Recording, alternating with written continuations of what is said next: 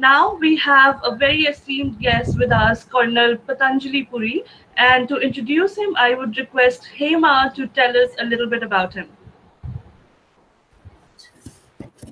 Okay, Ruchika. I'm greatly honored to introduce Colonel Patanjali Puri, an eminent leadership coach and facilitator.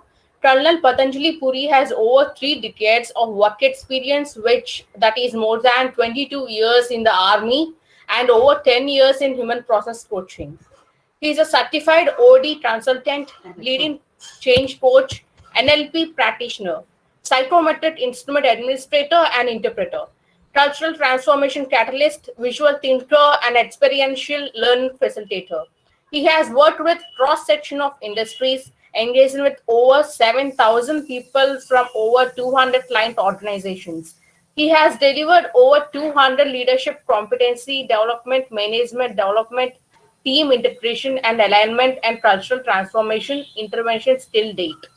As an assessor, he has successfully conducted series of assessment and development centers. Colonel Patanjali blends hands-on learning with powerful conceptual underpinnings, which makes learning participative, fun, engaging, and yet deeply insightful. He is actively and passionately engaged in coaching leaders, managers, and individual contributors towards realizing their own true potential. An adventurer by nature, he has done 3 long solo and 2 group bike rides exploring Himalayas and covering over 11,000 kilometers by road and over 1,000 kilometers by off trekking. He is a certified paragliding pilot. He spends most of his free time managing his farm where he has built a tree house on his own. Really great, sir. Your activities in several sectors. We are very glad to have the presence of you, Colonel Patanjali Puri, for today's session to listen to you and to attain knowledge. Hey, are you a doctor, a professor, an academician, or somebody in a similar profession? Are you looking for a research journal to get your research paper published which can benefit the nation? If so, then your search has ended because I am here to tell you about Tejasvi Astitu, which is a research journal registered by RNI, the Registrar of Newspaper of India, and ISSN, which is International Standardized Serial Number. To get your research paper published with Tejasvi Astitu, which is a registered magazine with Government of India, you can log on to our website www.tejasviastitu.com, or you can also send us an email at editor.tejasviastitu@gmail.com. You can also get your article published with Tejasvi Astitu web portal, which you can find on our website www.tejasviastitu.com.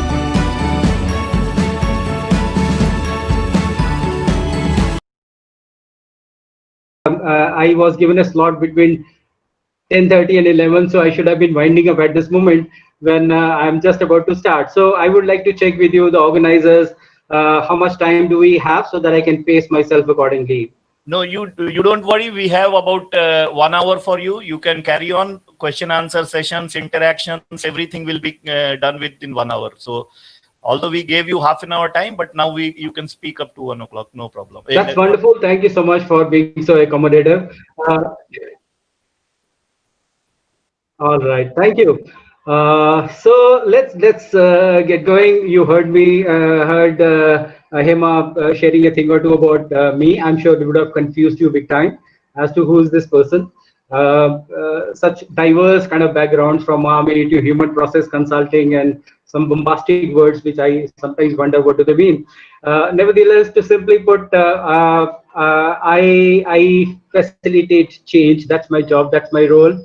I help people change. People could be as an individual, they could be a small team, there could be a large collective like an organization. So that's what I normally do for my living when I'm not doing other strange things like riding my bike or managing a farm.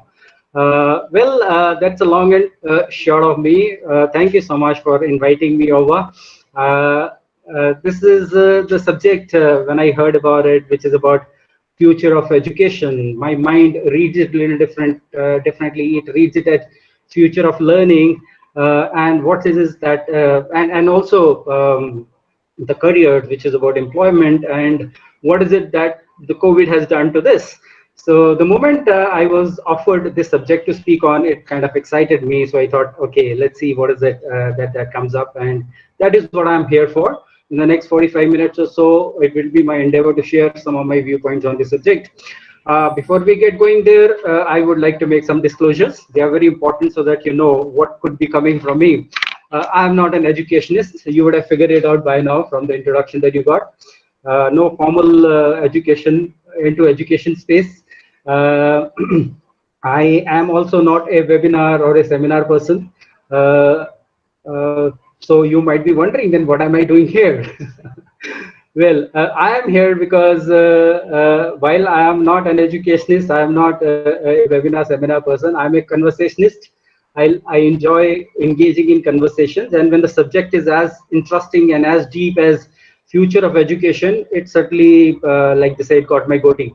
And I'm here to share some of the perspectives, some of the aspects which I presume have been either peripherally on this very deep subject, or may have not really been delved into in the requisite depth. I've been trying to find time and listen to other speakers, so this comes from that understanding of whatever that has happened here over the last few days.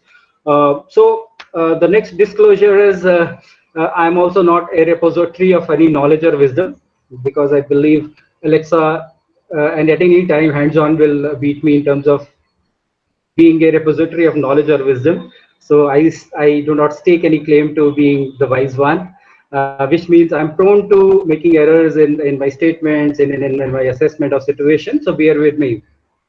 At the same time, which also means that if I'm not the wise one, I always do not have all the answers, but I believe I have some interesting questions, and I'm going to throw a lot of them today in our conversation today. So be prepared for that. What else that I need to disclose before I get going? Well, I also am a bit of a risk taker, which means I get into spaces sometimes which others normally avoid. So be prepared for that.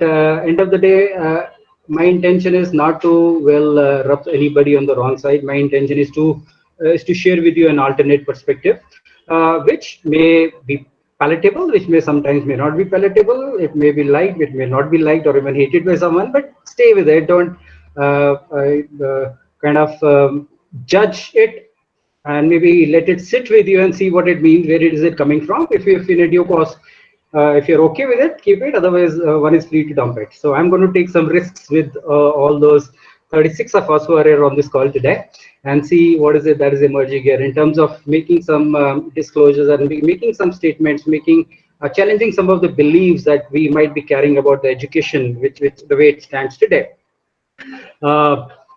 So to make it another thing, as I said, I'm not a webinar seminar person, so and I'm more of a conversations person. So I would prefer if we can maybe adopt this model even in the next 30-40 minutes that we are together, where we can have a conversation where it is a two-way process, not a download from my end.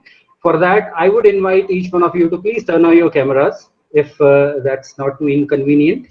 I also take a certain risk and invite you to also turn on your microphones, as long as there is no very loud maybe noise in the background, which may interrupt with the ability of others to receive us.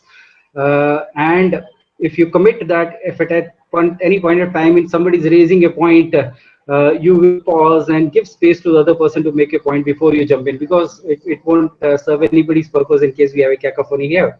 So with these conditions, I will be very happy that you pause me, any one of you, during this chat and ask questions, seek clarity. Well, if I have an answer, I'll be happy to share, but more often than not, when I am asked questions, my mind generates more questions than direct answers. So let's see how it goes, but you are free. From my side, you are free to come in and make a point at any point in time. Just pause me. Use the chat if you have to. I hope I don't miss it. And we will accordingly proceed further. So is that okay with everyone? I'm not seeing many more cameras coming up. I would have preferred, because otherwise it's looked like one is speaking to a wall. I would rather. Colonel Puri, I would like to add here that since last 2 days, nobody has switched off their videos. It's so unfortunate. I have given hundreds of calls to all of these people, and we had a very bad comment from the previous speaker about it. But still nobody is bothered. I do not know what is the reason, what could be the reason. But there is definitely some reason where whenever I have seen, nobody wants to turn on their videos. Why? Because they are not actually prepared to come for this lecture, for this webinar. They are actually doing it just leniently because they are sleeping in the house, maybe in not a proper dress, so they are just lying on a bed and just listening to the lecture. If they like your lecture, they will listen to it. Otherwise, they will turn it off and then go.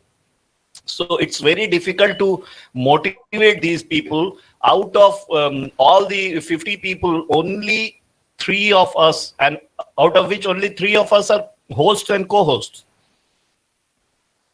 Can you imagine what kind of motivation we can give? We are motivating every people every day, sensitizing every people every day about these things, but nobody is willing to interact. Even when we say that you please ask questions, you have an opportunity to ask, you can know something more, because when a speaker is speaking, they might speak something that might miss. So you can ask him in detail. He can give you more information on that, but nobody is bothered. I do not know. And unfortunately, I'm very sorry to say that most of the people who have joined here are teachers. I don't know what kind of impression the students are carrying. Really pity. I don't know. But still, I would request all of you with my folded hands, please, please, please see my folded hands. Please open your videos, switch on your videos, please, because this entire program is going live on YouTube. The world is watching you. Doesn't look nice. It doesn't give a good impression. Please, please, please, with my folded hands, I request you all to switch on your videos. Thank you. Okay, thank you. But I will honor people's choice. Still, it is their call, and I'm fine with it. All right. So moving on, the subject proper, future of education and employment or careers, COVID aftermath. Now, there are 2 ways of looking at it. One is a short look at what is it that the COVID has done to the educational realities that we are experiencing today. There is a lot that has happened in the space of education as an aftermath of COVID, and what does one do about it? And I felt that most of the time we were delving into this space where most of the speakers were operating in that space. But I thought, let me go look at it with a little bit of a depth and maybe a little bit of a distant vision, which is about looking into the future of education, not in a short-term perspective, but in a long-term manner. Because end of the day, this is a forum where so many of educationists, teachers, institution heads are a part of. So let's see what is it that we see in the long run as far as our education system as it stands today is concerned. Therefore, let's also deal with the short term, which is because it's part of our subject. So I would not like to kind of walk through it. So what is it that you believe the COVID has done to us in the space of education? Before we go into this is a query, this is an inquiry that we are going to delve into. But before that, I want to know from you, and please turn on your microphones to respond. When we speak of education, who are the stakeholders in the space of education? You can speak, or you can also maybe put it on a chat. I'll pause for your answers. Who are the stakeholders in the space of education as it stands?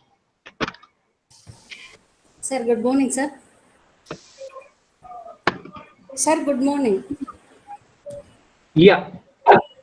Sir, stakeholders are students and teachers, are parents and everybody, those who seek the information. Now, which is that you got 3 bang on: students, parents, teachers. Parents and teachers also. And who else is everybody? Yes, sir. Yes, sir. So Absolutely. you got 3 bang on. Yes, sir. Society is also a stakeholder. Society, all right, you're right. Who else? Industrialist, sir. Industrialist. Sorry? Industrialist. Industrialists. Industrialist, sir. All right, got it. You're right. Yeah, Absolutely. employment, Going on industrialists or the employers. Are you suggesting the employers? Because employers. Bang on. Absolutely. Gangaji. Wonderful. Anybody else? Who else is a stakeholder in the scheme of things called education on this canvas? Yeah, I think we covered it all. You're bang on. So more often than not, many a times when we explore this space, our mind more often than not stops at looking at education as the domain of the students and the teachers and the institutions only. It is not. There are so many others. The parents have a very strong bearing on how the education goes, and similarly the society at the end of the day. And in between, before that is then the employers, because we are educating people for meeting certain requirements of the employers, because they're as much a stakeholder into the entire process. So very quickly, it's more like a recapitulation of what you might have heard already. If we take these stakeholders one by one, students, what do you think the COVID has done to the students? Students are habituated to learn education through online, sir. Yeah. Students are habituated to come over all the difficulties, and at any cost they are ready to take education or whatever it may be the teachers are telling through online education. So they are ready, and almost all their parents also helped in view of to get the mobiles or whatever they require, sir. That is, I have observed, because I have taken classes during the pandemic COVID-19 online classes. Okay. Wonderful, Gangaji. So beautiful. So what I hear is that you have seen a very a good ability to adapt to this change by accepting distance learning, online education on part of the students. Did I hear that? Beautiful, wonderful. What else has this COVID done to our students or other stakeholders, if you want to put it together? Anyone else?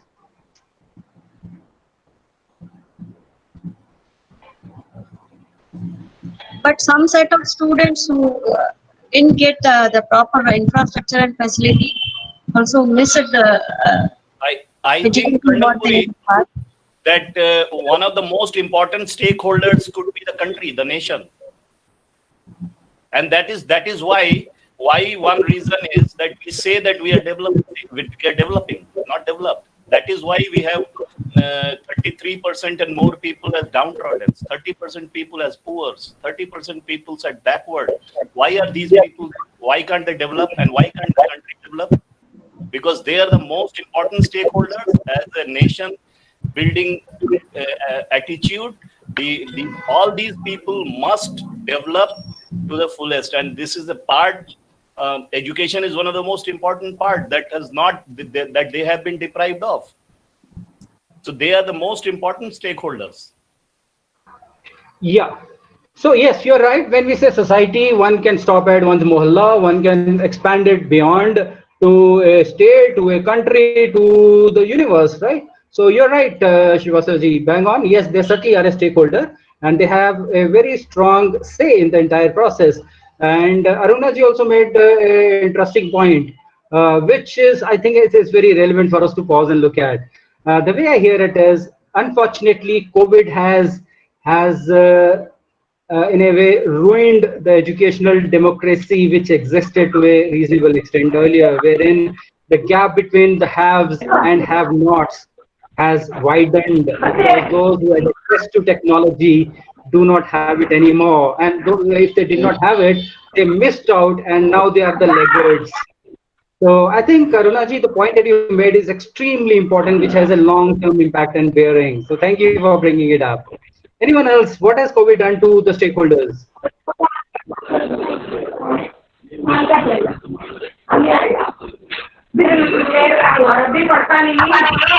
Mr. Manoj Kumar, do you want to say something? Dr. Manoj, there is some background noise. Class में हुए sir, जो सुन रहा हूँ उसे बस काफी है sir. वो सर जो शर्मा सर जी ने जो कुछ बताया उसके अनुसार हम चलेंगे, बस काफी है। मैं अभी अभी आया सर, मैं कुछ सुनने के बावजूद भी बाद में बता सकता हूँ। Thank you sir. All right, आपका बैकग्राउंड आ रहा था तो इसलिए अगर आप चाहें, जब आप बात नहीं कर रहे हैं तो अपना माइक्रोफोन ऑफ कर सकते हैं। Thank you, thank you. Okay, so well, some of the aspects have emerged. There are few which I think need to be looked at. You see, this COVID has had a bearing. I'm speaking of not the immediate, some of the things that have happened which are going to have a ripple effect on the students in the near term or also in the long term. You see, the nutrition has been impacted. Many children depended on schools, midday meal schemes, for their meals. Imagine, as on date, as the statistics go, it's for the first time in the history of the universe that so many people, so many children have 1.5 billion, as the statistics go, are out of school today. 1.5 billion. Imagine, this is worse than any presidents in the past, including the greatest of wars, that so many students are away from schools. So imagine the impact, how deeply it is impacting children as the first stakeholders. Their nutrition, because they were depending on it. Look at this impact on their well-being in terms of so much of time on their hands. Look at the impact which is happening, because now they could be the have-nots, and therefore they are the laggards with respect to their colleagues, and the psychological impact that it will bring onto them when they rejoin the ranks with the other students who would have been 6 months, 8 months, 10 months ahead of them, or certainly better off than them, because they had an opportunity to learn online and they perhaps missed it entirely, or had a very patchy connection or a bad device because of which they are not there. So what is called the Matthew effect of wealth, where the richer become more rich and the poor become more poor, has percolated also into the education, where those who are better off will become even better educated, and those who are bad, who are laggards, are going to fall out of the race. See how it is going to impact emotionally, psychologically, those students who are otherwise struggling, and this COVID has done such a huge damage to them. Social isolation. You see, end of the day, you'd all agree that schools are not there only to impart education. They are the constructs of the society. They teach you values, they teach you beliefs, they teach you social interactions, and see the impact of it. In any case, the technology was playing havoc with us in this space in terms of making us FOMOs and FOBAs. FOBAs familiar? Fear of missing out, fear of being alone. Now, COVID has further kind of impacted it so deeply that children are likely to experience this for a long time, the impact of this isolation for a very long time. Look at the teachers and the institutions, the impact on them. The teachers, the amount of stress that they had to go through in this short period of time. Yeah, there is so much of first and foremost unfamiliarity with the technology. Now, overnight, you were expected to start running online classes. We might not have handled the device so intimately for a long time, but then we had to shift gears. Class management, you would have seen there are occasions where the students can be very difficult for the teachers when it comes to managing them in a distant virtual space. Institutional pressures, I'm sure you would all agree. There are expectations from the institutions, so teachers are getting pulled apart in terms of their deliverables. Both from the institution point of view and from the students' point of view.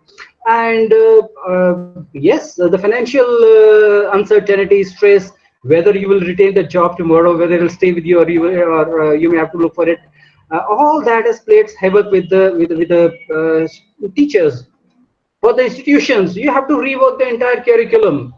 And it's not easy. And by the way, allow me to say that many of the institutions have got away thinking that distance learning is equivalent to beaming what you otherwise did to the students through the technology. No, it is not. Distance learning is a different kettle of fish altogether, which needs very different skills on part of the teachers, not just standing in front of a camera and doing the same thing that one did in a live class. No, perhaps many of the reasons why children are disengaged or why is it that they are not learning is because we perhaps felt that what worked in a classroom will work over a camera and over Zoom. So, but it has brought stress, it has brought issues for the institutions to kind of figure out ways and means of engaging children effectively. There are going to be multiple shifts. People are speaking of opening schools and colleges from 15th onward, and it's already on the cards that there will have to be multiple shifts to maintain social distancing and stuff. Huge stress. There is going to be an issue of attendance. By the way, I heard one of the speakers speaking yesterday. I think Sai was mentioning in the US, people are deadly against sending their children to school, and for good reasons. They said, we don't want our children to be the guinea pigs for testing whether it model will work or not. Denmark, a small place, 40,000 parents have created a group where they're saying, my child will not go to school. I don't want my child to be a guinea pig. So those are the kind of realities that institutions will have to deal with. People are saying, okay, children will have a choice of either going online or offline, depending on parental consent. Imagine the complexity, which again boils down to the same thing, the assumption that online teaching is equivalent to beaming what is happening in the class. It is not, it's not going to work. So we'll have to be more creative in terms of making this system work. Fee structures, parents are refusing to pay, institutions have their overheads. So there is a difficult situation for institutions. So, and similarly for validating learning, how do you assess your children today, even after the COVID is over, based on the kind of education that they have gone through? Do we have a model for that? I wonder. Look at the parents. Again, phenomenal stress in terms of financial terms, in terms of psychological aspects. Not every parent has a space which is conducive for online learning, where there could be a small single room. There could be fights happening between parents when the class is going on, or maybe the parents are got into what is called the helicopter parenting mode, where they are sitting with the child and observing what's happening in the class.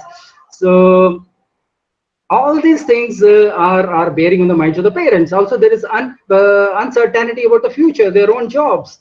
There is uncertainty about the future of their children. Tremendous stress on the minds of the parents. Look at employers, as somebody mentioned it so appropriately. Now organizations are shedding people, and there are hiring challenges. There are difficulties in finding the right resources.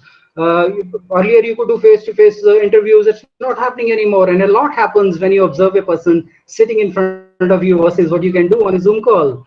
The talent which is now available is of questionable quality. Imagine one entire semester is gone where people have gone through very experimental or a model of education, and some of these guys are available as the future talent for hiring. Imagine if you are a hirer, I think you are going to have goosebumps. You are going to have palpitations in looking at this class of people who have undergone education in the last 1 year or thereabout. So these are some of the things. I'm sure there is a lot more, but I think we have spoken about it. The previous speakers have spoken about it. But these are some of the deeper aspects of what COVID has done to us. Now the question comes, has COVID only done us all the damage, or has it also thrown up some possibilities, some options for us? So anybody, do you think there is something that this COVID has done which is also worth looking at and celebrating or talking about? One aspect has already come, like Ganga mentioned, that because of COVID, the children have demonstrated a immense capacity to adapt to change. I think without COVID, this wouldn't have been possible. Imagine if somebody told you that there would be not a single car on the roads for months together, all the flights will be cancelled, the schools, educational institutions, government offices will be shut, not a single person working from offices. Do you think we would have believed it? We wouldn't have. I wouldn't have. But COVID has proved it to us that there is so much which we thought is not possible is possible. And not only that it has come to us in theory, we have experienced it. One example is the adaptability of the children. Similarly, the adaptability of the institutions, the adaptability of the human beings to deal with a sudden, dramatic, huge global level change. What else do you think that the COVID has done to us, which is worth celebrating, which is worth talking about, which is the positive side of COVID? What is it that it is showing us as a new way? Yeah, I will hear for some responses.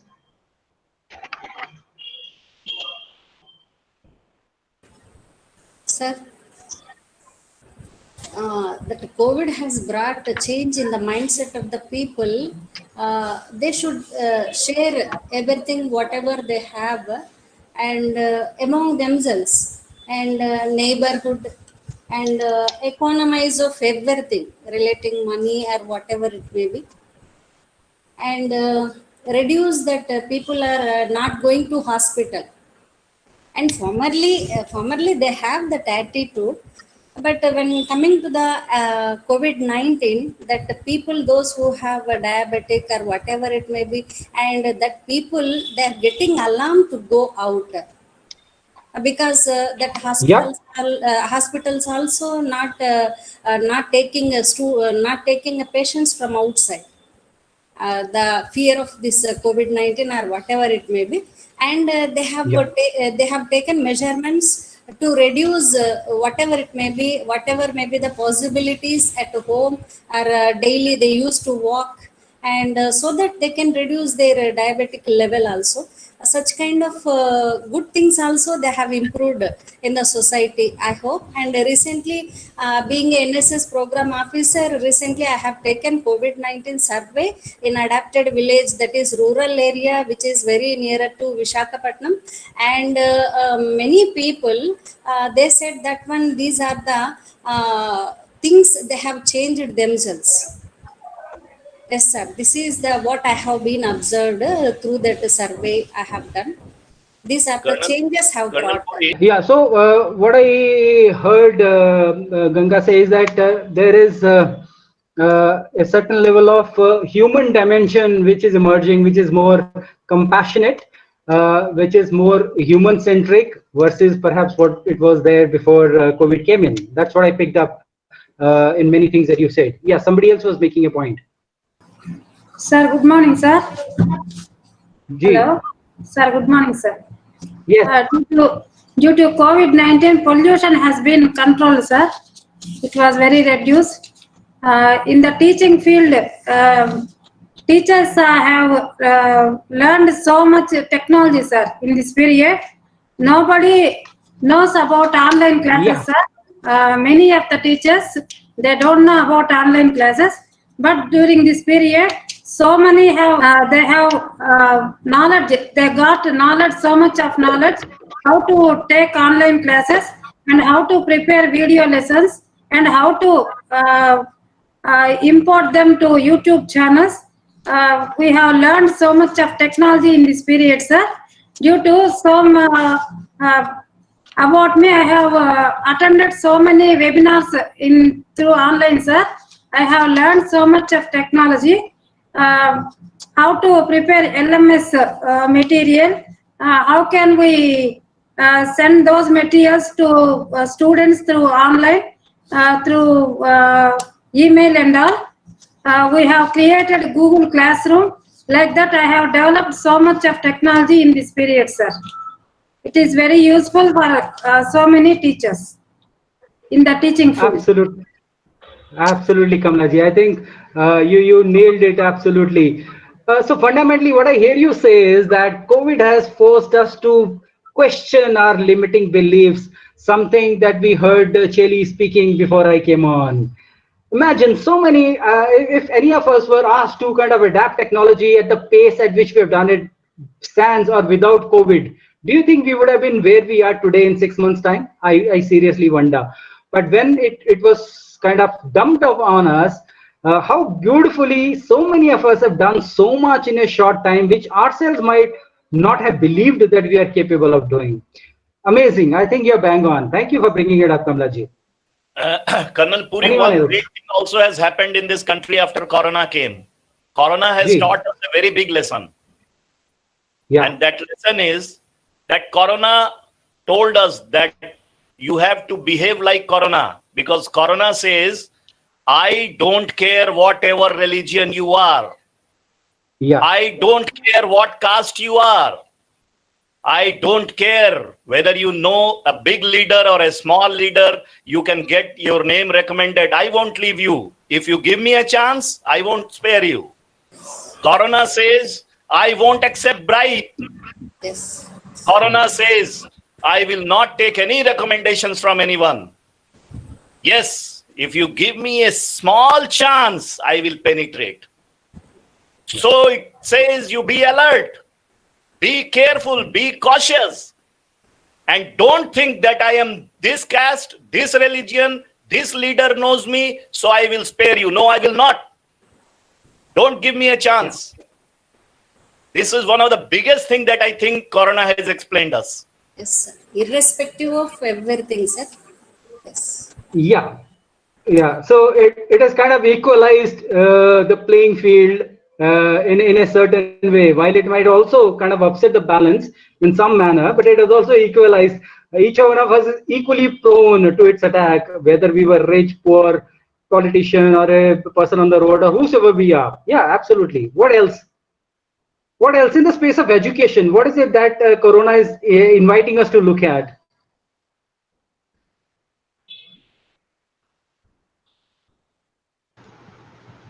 Open educational resources, sir. Like earlier also we have many open educational resources and massive open online courses which were not Beautiful. leveraged to the full extent. After the advent of COVID, we are actually these open online courses are helping a lot for teachers as well as students. And the trend of using open educational resources instead of developing everything from scratch, we are reusing all the resources available. It is improving it, and it should be also to get the benefit. Beautiful. Beautiful. I think extremely relevant point. See, many of us were rather skeptical about the efficacy of distance learning, virtual learning. How will it happen? Will it ever work? But now, having gone through this over the last 6 months, I think the faith is shifting. Now, the kind of adversity that this thought faced earlier is now being questioned, and we are seeing possibilities. Amazing. Absolutely bang on, Arunaji. So we are looking at the other means of education than the brick and mortar schools and colleges and institutions that we have been living with for centuries now. More of it when we proceed further. Thank you for bringing it up, Arunaji. Beautiful. Okay, so I think in the interest of time, I would have loved to have more responses from people, but I'll proceed because I'm conscious of the timeline. Now, some of the things have already emerged. So one is that we have this Corona has invited us to challenge our limiting beliefs, whether it is a student, whether it is a teacher, whether it is a parent, whether it is an employer. Working from home, imagine from the employer's point of view, so much of resistance. People will sit at home, will while away time. Now all the industries or companies are working on virtual and work from home environment, and people are working harder than they were doing earlier. So imagine how some of our beliefs that we were carrying at our height have been turned around absolutely. So every stakeholder has been given an opportunity to review one's beliefs and look at the other possibilities. That's one. Then the another important thing that has happened is, as somebody brought it out, the role of, I think Arundaji brought it out, the focus has shifted onto the technology into education, which was being tried, but in a very limited manner by only a limited number of people, by only a few institutions, with a lot of skepticism redundant over the last 6 months. The organization's office space has become redundant, and therefore the Corona is asking us to look at, is it necessary? Are there other alternatives available? Can we leverage on them? Yeah. So similarly, extending the argument from the employment point of view, one thing that Corona is very clearly telling us is that if you are good, you will retain your job. If you are capable, if you have the right abilities, skills, nobody can throw you out. But if you are not up to par, then your job is at stake. That means there is no choice but to measure up. but to deliver what you are expected to deliver. Otherwise, you are in danger. So these are some of the things, and that applies not only to the employers of the corporates, it applies to each one of us. We have to measure up. We have to deliver quality, otherwise our job is at stake. That means some kind of meritocracy is being forced upon us, thankfully by Corona. So these are some of the things which this Corona is inviting us to look at. This is throwing it into our face. Now let's take a pause and see if this be so. How are we going to leverage on some of the good things that are emerging from this experience of the last 6 plus months? To go in there, I'm going to ask you a question, which may appear rather rudimentary and fundamental, but still allow me to ask you, what is the purpose of education? End of the day, if you are talking of education, it is there to serve a certain purpose. So what's the purpose of education?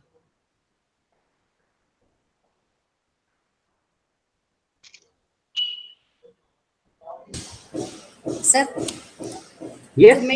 to make the students how to live in the society,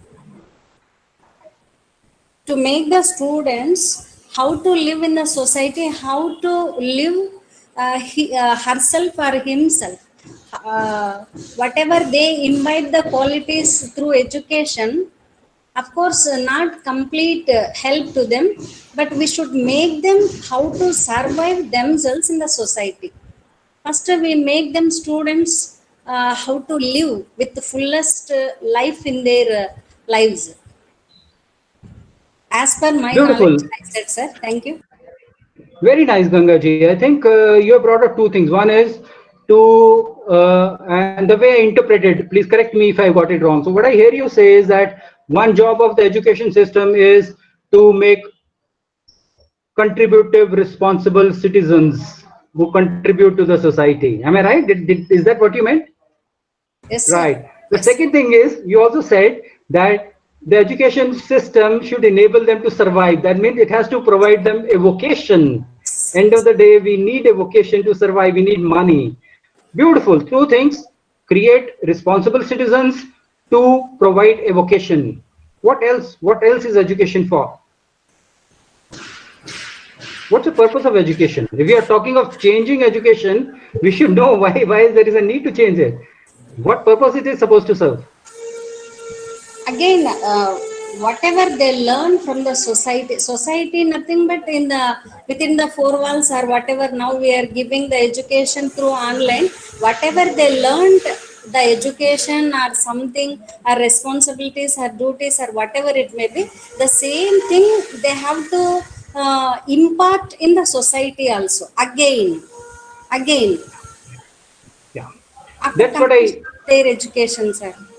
You're right, Gangaji. So it's the same thing what I said. It's about being a contributive member of the society. That means you have to contribute, you have to share, you have to pass on and enable more people who become like you, a contributive member. Yeah, bang on. What else?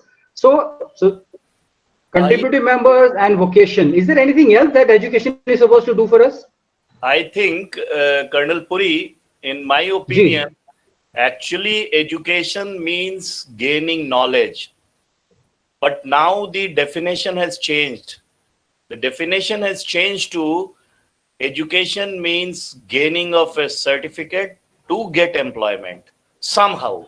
Whether the person wanted to become an engineer, but now because he has somehow competed in the teacher's exam, so he will get into teacher profession instead of getting into trying it out again for the engineering post, because he never knows he will not get a chance of employment. So he is now forced to do this job instead of that. So education is a waste for him then. So even if he has taken education, that knowledge is not there. Like Dr. Aruna Padma and Dr. Ganga Nagalakshmi sitting here, they are real teachers. They are teachers. They were meant for teaching profession. They have taken education for gaining knowledge. So they are sitting here also. And whether little bit or more, I don't know, but they are here to gain knowledge, sincerely sitting here. Dr. Kamla Sai is such a, I think more than 25 years she has spent in teaching. And even now, she is sitting since morning just like that because she wants to gain knowledge. So that is one of the biggest motive, but one should gain knowledge from education and not just for the sake of a certificate to get employment and earn money for feeding. Earning money and feeding themselves, even animals do that.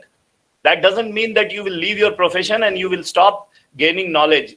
Gaining knowledge is a continuous process. It has to, even at the age of 100 years, Dr. Colonel Puri will agree with me that everybody is not fully knowledgeable. He has to gain knowledge at that age also. Bang on, sir. I think, yes, it is a very central purpose of education is to provide knowledge. Perfect. What else?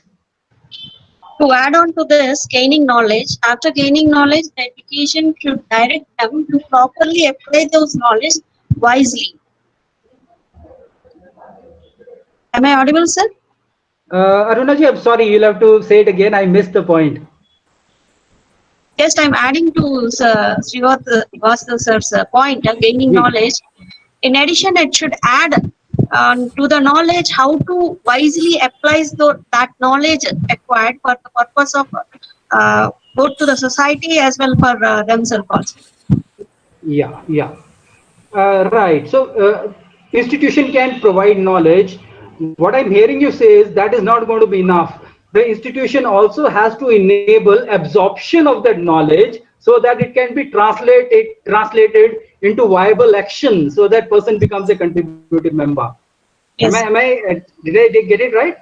Yes, Yeah, absolutely, yes. Absolutely. So there is a responsibility beyond a download of information and knowledge, because that is not equivalent to being an effective human being or effective member of the society. So the institutions also have a responsibility about enabling dimensions of behavior which are capable of transferring that knowledge into something which is actionable, which is a very huge responsibility of education or the institutions which run education. Absolutely.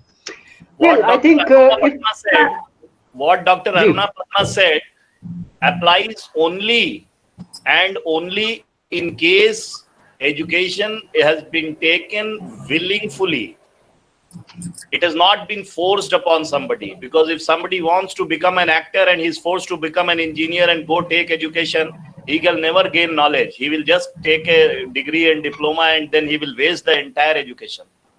It is only applicable once it is being given willingly and with his choice, not by chance also, and not by force. Bang on. So therefore, education has to be liberating. It has to open up options, not to limit them. So I take that point, and when we proceed, I'm sure this aspect will further get amplified. Great. I think if we keep ourselves, somebody wants to say something? Sir, I believe that someone wants to say something. Ji. Kamla ji, you want to say something? Sir, can I tell one poem, sir, on education? Ji. Can I tell one poem? Vidya dadati vinayam, vinayadhyati patratam, patratvam dhanamapnoti, dhana dharmam tatasukam. विद्या ददाति विनयम, विद्या से हम विनय सीखते हैं sir. विनयाद्याति पात्रताम, उस विनय से हमें योग्यता मिलती है. पात्रत्वम धनमाप्नोति, उसी योग्यता से हम धन प्राप्त करते हैं. अगर ऐसे धन से हम जीवन बिताते हैं तो धार्मिक जीवन बन जाता है. विद्या ददाति विनयम, विनयाद्याति पात्रताम, पात्रत्वम धनमाप्नोति, धना धर्मम ततस्सुखम. उसी धन से हमें सुख मिलता है. जो धर्म मार्ग से हम धन कमाते हैं, उसी से हम अच्छा जीवन बिता सकते हैं. उसी से हमारा जीवन सुखमय बन जाता है सर. वही सार्थक बनती है sir. Beautiful. Kamla ji, I think nobody and nothing could have kind of wrapped it up as beautifully as you did it through this simple shloka. I think it captures the entire essence of education. I'm so glad that you brought it up. So it's not only about information, it's not only about imparting knowledge, it's about teaching you Vinay, it's about teaching you Yogyata, it's about giving you ability to do Dharma and Dhyana also to an extent, and then so on and so forth. So amazing. So if this be the purpose of education, now tell me, if there was no COVID, as on date, imagine a scenario there was no COVID, go back 9 months. Do you think our prevailing education system was anywhere close to providing or serving the purpose for which it was created? मैं थोड़ा कमला जी के बारे में बोलना चाहता हूं, जो कमला जी ने बोला मैं रिस्पॉन्ड करना चाहता हूं. कमला जी, मैं रिस्पॉन्ड कर दूं जरा? Should I respond to your? जरूर sir. Srivastava ji,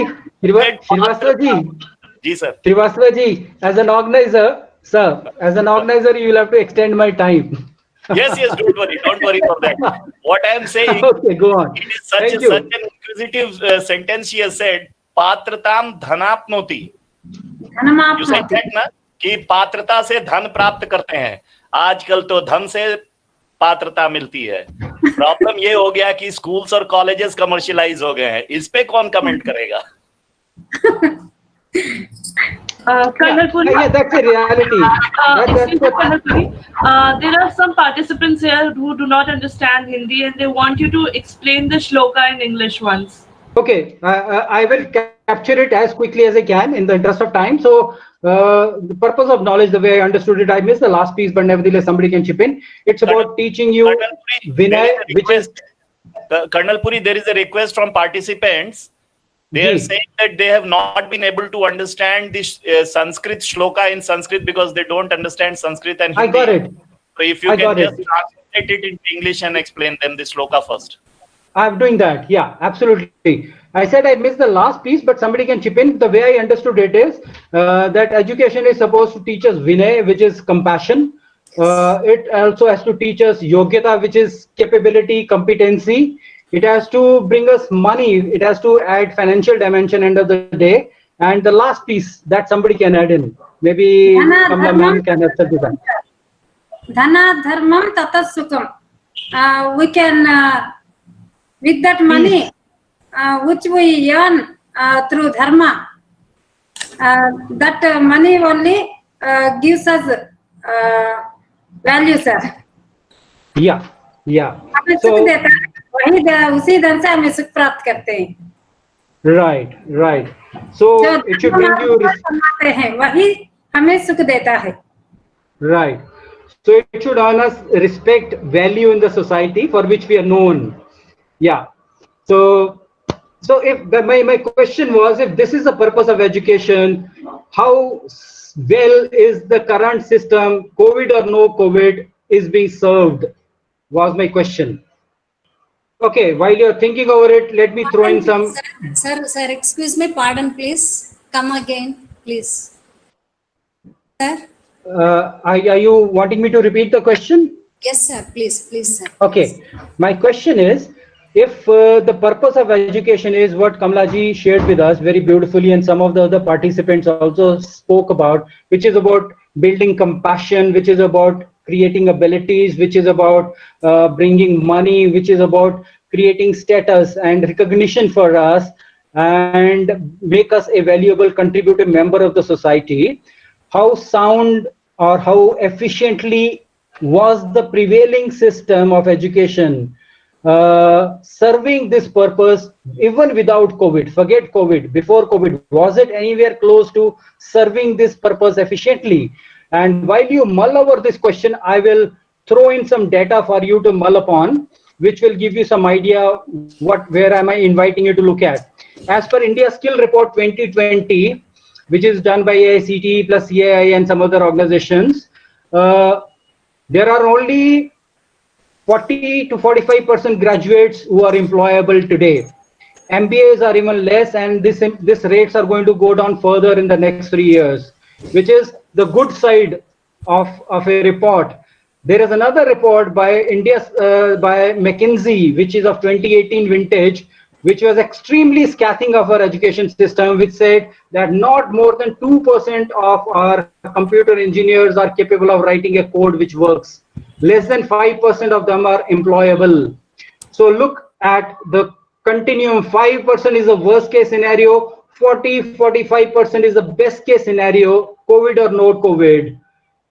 That is one dimension. So where do we fall? Where do we stand? So similarly, if you look at the statistics of of a report, less than 50% of the grade 5 students in the rural areas are not able to do simple subtraction, 2-digit simple subtraction. More than 65% of the grade 8 students in the similar setup in public schools cannot score more than 45-50% marks in mathematics.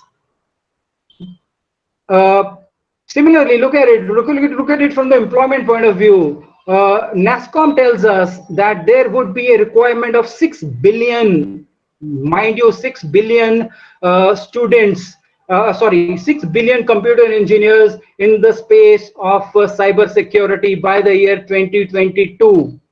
And there is a huge deficiency of talent. Now, if this was the education system that has been working for us for so many years, what does these statistics tell us? That's my question. How sound, how effective, how good, how capable, how efficient was this system so far, even if there was no COVID? So what are we talking of the aftermath of COVID is the deep question, a tough question that I'm throwing at the audience.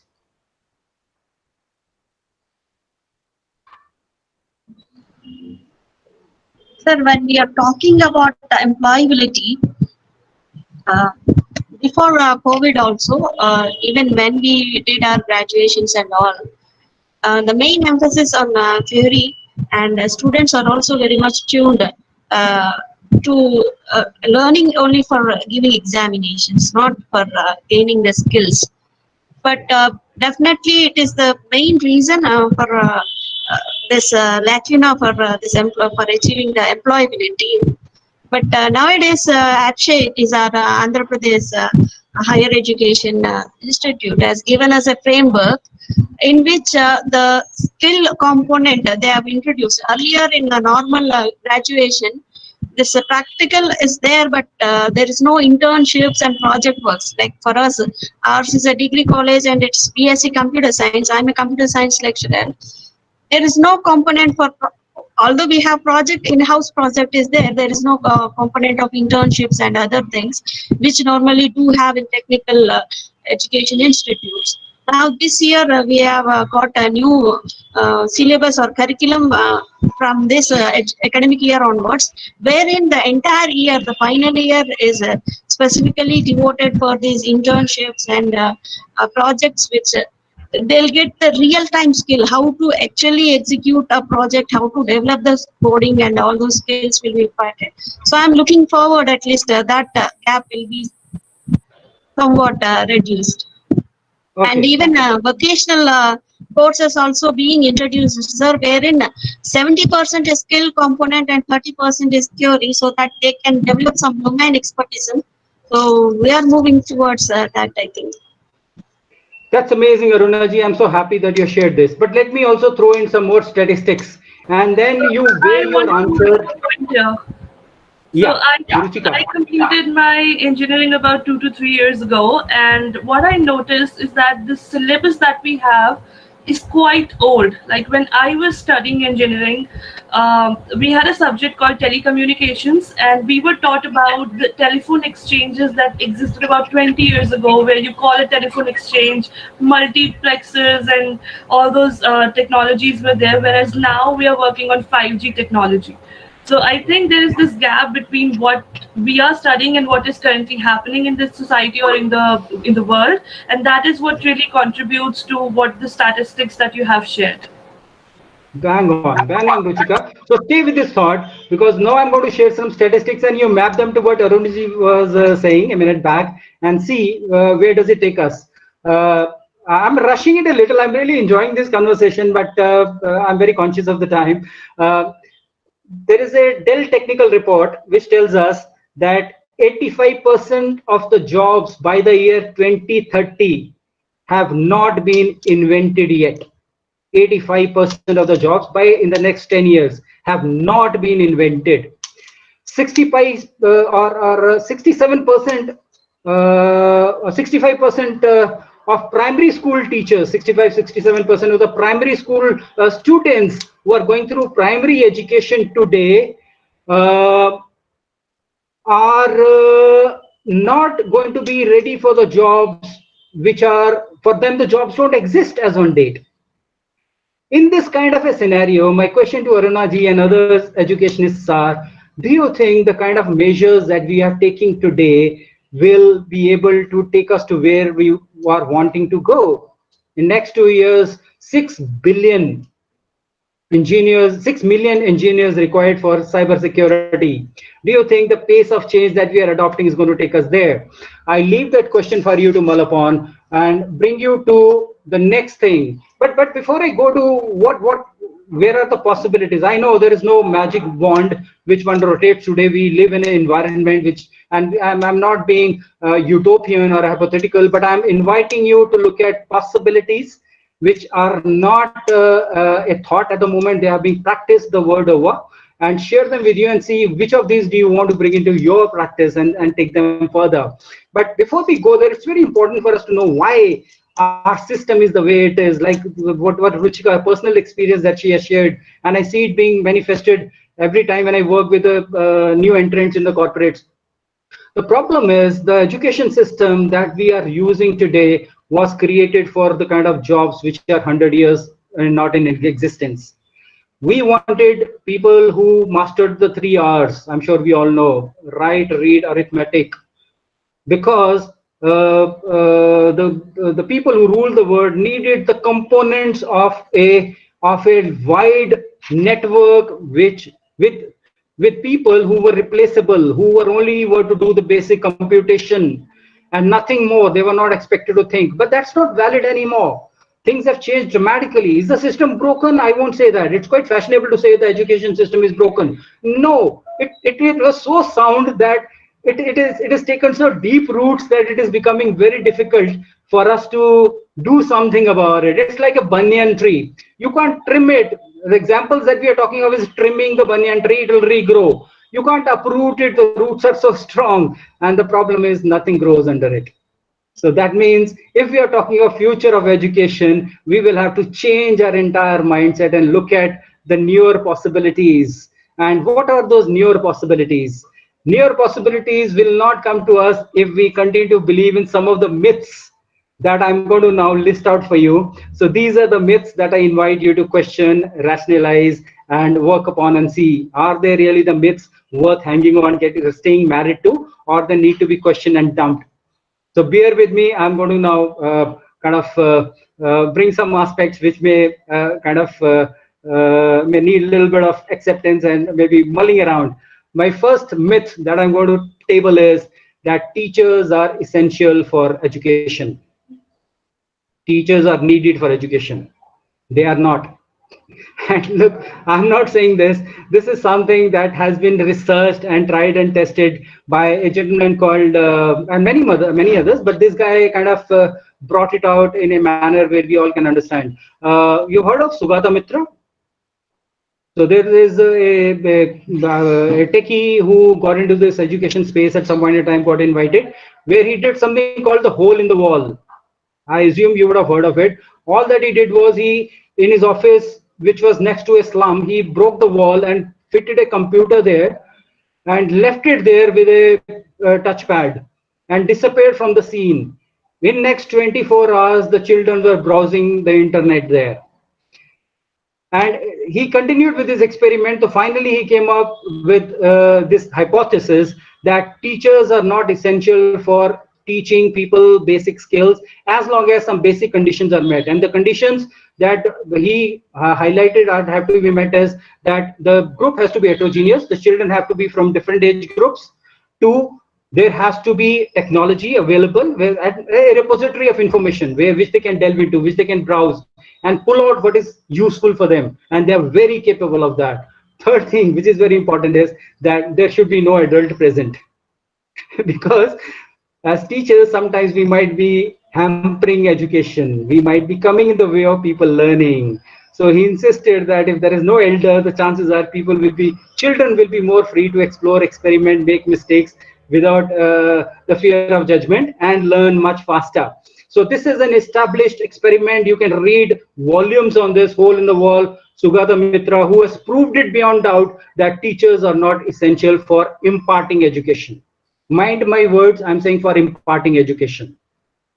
The next thing, which myth that we have to question is teachers are repository of knowledge and wisdom. Ask yourself, can any one of us sitting here match an Alexa or a Siri? Is Siri still alive or she dead? I don't know. Or Google. We can't. We have to be gods to be able to be repository of knowledge and wisdom which is available today in the world. And why should we be when all this is available at the click of a mouse? So that is the next myth that we have to question. The third myth, which is already kind of we have brought it up, is brick and mortar institutions are essential for education. I think COVID has taught us very beautifully that this is something which has to be reviewed, looked at. So if not brick and mortar, then what else? So obviously the next easiest answer is blended learning, where you bring in the classroom teaching and blend it with technology. But mind you, that is not going to work in the long run. You can't be having people sitting in front of the screens and the teachers doing the same thing that they were doing in the class. There has to be something far better. So the next step is make it flipped learning. I don't have the time to go into details, but search this out. Flipped learning is another possibility which blends technology and the role of the teachers in a very creative manner to make it meaningful, to make it impactful. If the other option is look at homeschooling. People have already been delving with this idea. COVID has given us the opportunity to go deeper into this.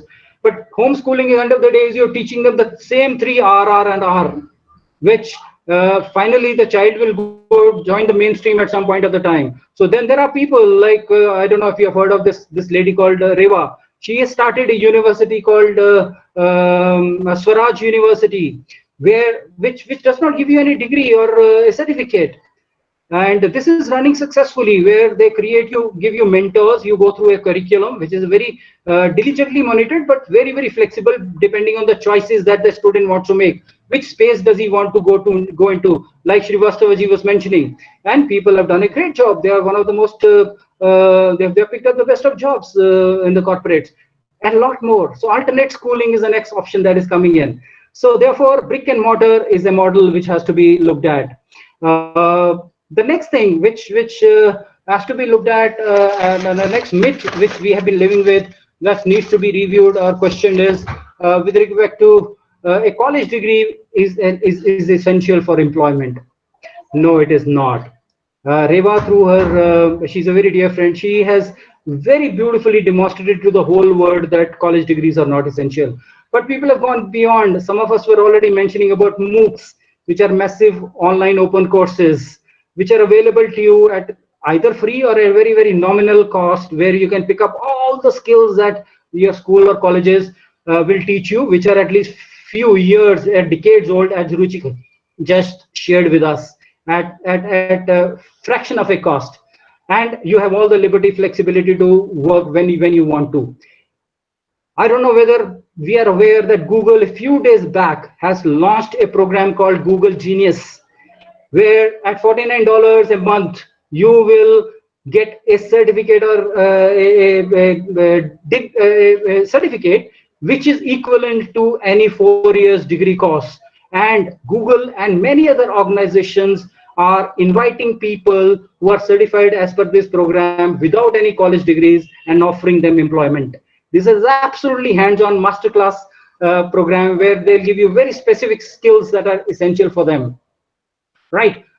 Similarly, as the statistics go, more than 50% in the last few years, there are organizations which are offering you jobs. There are developers who do not have formal degrees from the colleges, who are doing phenomenal job or are being offered employment in the organizations. Similarly, this Google Genius program is going to be accepted, has already been acknowledged by many IT organizations as of now, where they will say this, we will honor this certification for all the job roles that you want to bring up with. So therefore the focus is going to be shift from giving a very broad based generic